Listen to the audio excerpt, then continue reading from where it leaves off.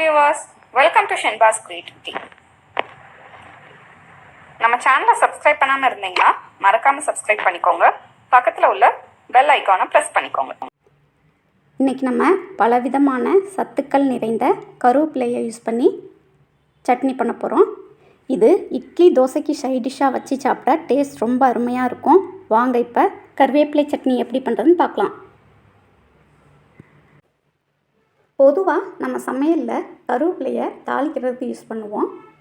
நல்ல ஒரு ஃப்ளேவரை தரும். சாப்பிடும்போது குழம்புல கூட்டில் இருக்கிற கருவேப்பிலையை தனியாக தட்டில் ஓரமாக எடுத்து வச்சுருவோம்.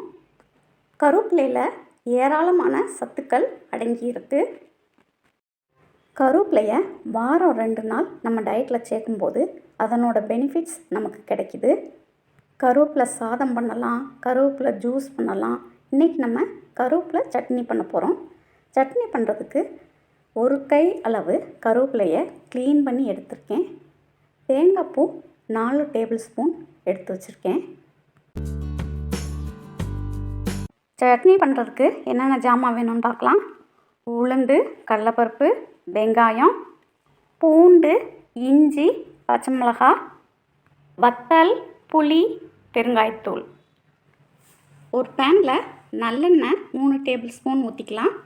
எண்ணெய் காஞ்சதும் உளுந்து 3 டேபிள் ஸ்பூன், கடலைப்பருப்பு 2 டேபிள் ஸ்பூன் போட்டுட்டு இதை நல்லா செவக்க வறுக்கணும்.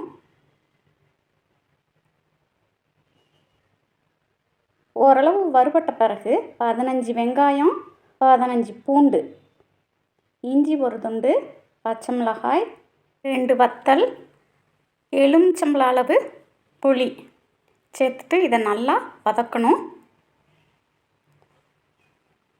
வெங்காயம் பூண்டு நல்லா வதங்கின பிறகு 4 டேபிள் ஸ்பூன் தேங்காய் பூ சேர்த்துட்டு அதையும் நல்லா வதக்கணும்.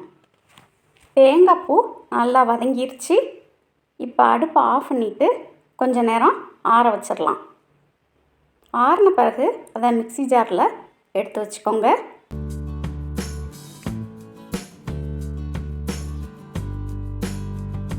இப்போ ஒரு பேனில் நல்லெண்ணெய் ஊற்றிக்கிங்க. 1 கைப்பிடி அளவு க்ளீன் பண்ண கருவேப்பிலையை ஆட் பண்ணிக்கிங்க. இதை கொஞ்சம் நேரம் வதக்கிக்கலாம்.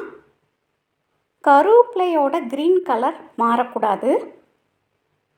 லேசாக வதக்கிட்டு அதை மிக்ஸி ஜாரில் எடுத்துக்கோங்க. தேவையான அளவு உப்பு, பெருங்காயத்தூள் 1/4 டீஸ்பூன் போட்டுட்டு ஒரு சுற்றிக்கிங்க.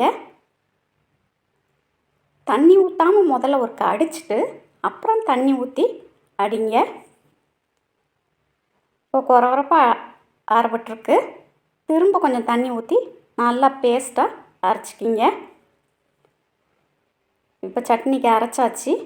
தாளிச்சிக்கலாம். ஒரு பேனில் நல்லெண்ணெய் சேர்த்துட்டு எண்ணெய் காஞ்சதும் கடுகு பொரிஞ்சதும் உளுந்தம்பருப்பு செவந்ததும் கருவேப்பிலை தாளிச்சிக்கலாம்.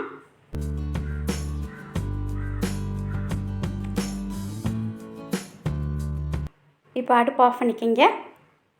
தாளிச்சதை சட்னியில் ஆட் பண்ணிக்கிங்க. சுவையான கருவேப்பிலை சட்னி அருமையாக ரெடி ஆயிடுச்சு. இந்த ரெசிபி நீங்களும் உங்கள் வீட்டில் கண்டிப்பாக ட்ரை பண்ணி பாருங்கள். தேங்க்யூ.